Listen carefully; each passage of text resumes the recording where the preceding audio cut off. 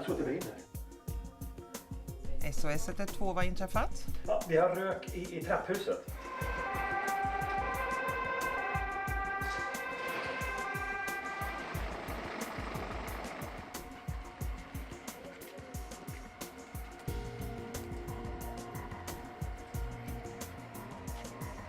Did you know that 17 residences will burn today?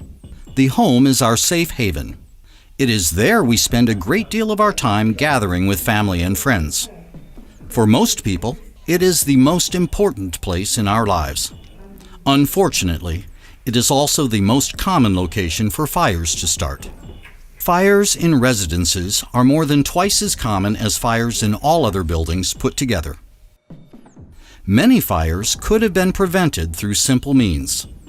It is, in any case, simpler to prevent fires. You will now witness how to react when accidents occur and how you can prevent the most common causes of fires. Many fires are caused by unsupervised burning candles. Always select candle holders made of porcelain, tin, or another fire-safe material, in which the candles are held securely upright. Avoid candlestick collars, as they can easily catch fire. Place the candles at a safe distance from curtains, tablecloths, furniture, and plants. Do not forget to extinguish the candles when you leave the room. Unfortunately, there are people who intentionally start fires. To reduce the risk of arson, it is best to keep out unwanted guests and to not allow strange or unauthorized persons into the stairwells. It is also wise to make certain that cellars, attics, garages, and trash sheds are properly locked. Never disconnect door closers, since they serve an important function. Loose items represent suitable, burnable items for an arsonist. By law, one may not store items near the exits, in the corridors, or in the walkways to the attic or cellar areas.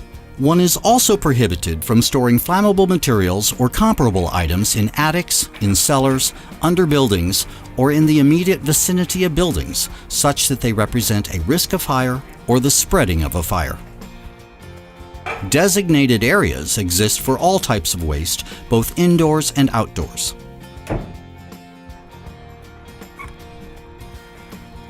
Smoking is both a health risk and a safety risk.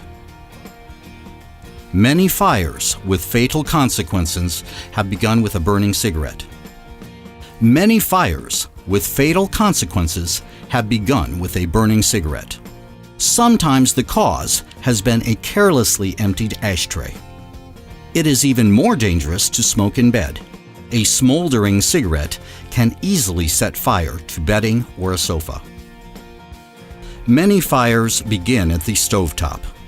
It is easy to forget a burner or hob is on when the telephone rings or someone knocks at the door. However, never leave the kitchen with something boiling on the cooktop. Never pour water on burning oil. Electrical appliances of all types can be found in our homes. These devices can give rise to a fire through overheating or improper operation. If you detect suspicious smells or hear sounds from the electrical system or electrical devices, it may be wise to turn them off and contact an electrician or the property manager. Examples of measures one can take for preventing electrical fires. Do not leave the clothes washer or dishwasher running when you leave or when you sleep. Make sure the clothes dryer is kept free from lint, which can ignite. Turn off electrical appliances if you suspect a fault in them. A poorly cleaned exhaust fan can aggravate a cooktop fire. The exhaust fan's grease filter should be cleaned regularly. If a fire begins at the stovetop, it can easily spread to the upper cabinets and the ventilation ducting.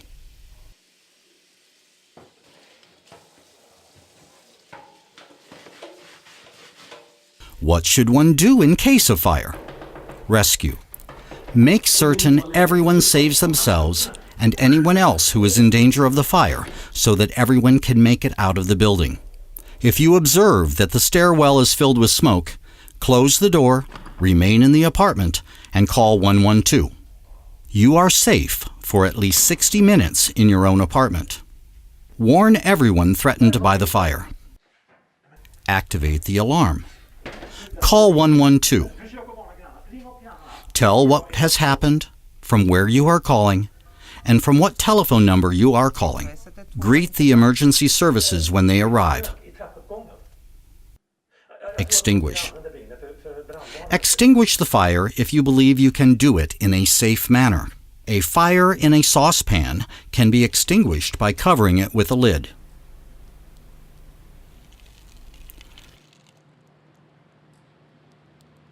Fire in clothing is extinguished with a blanket. Ensure the person is lying down. Begin at the head end and proceed towards the feet.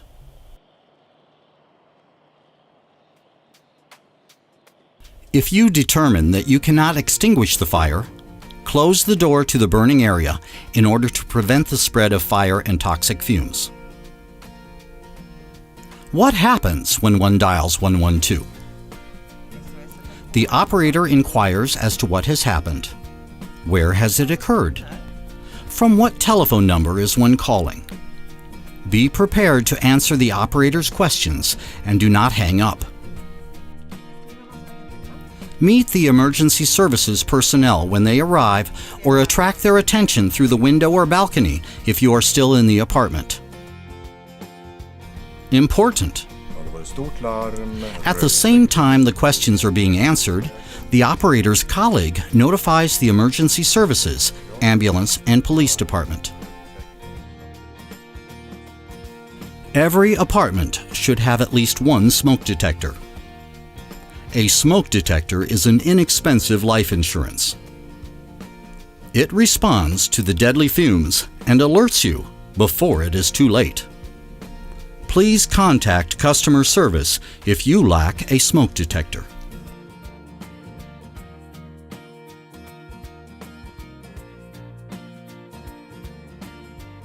You are responsible for testing the smoke detector monthly by pressing in the button and listening how it sounds.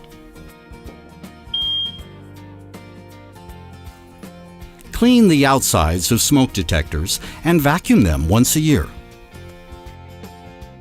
It is good to have a portable fire extinguisher in order to begin extinguishing a fire as quickly as possible. All family members should know how the fire extinguisher works and where it is located. A 6-kilogram powder extinguisher provides even those unused to using it with good potential of extinguishing home-based fires. If you have difficulty lifting a 6-kilogram fire extinguisher, obtain a 2-kilogram unit. It is better than nothing. Regularly ensure that the fire extinguisher's manometer registers green and is therefore pressurized.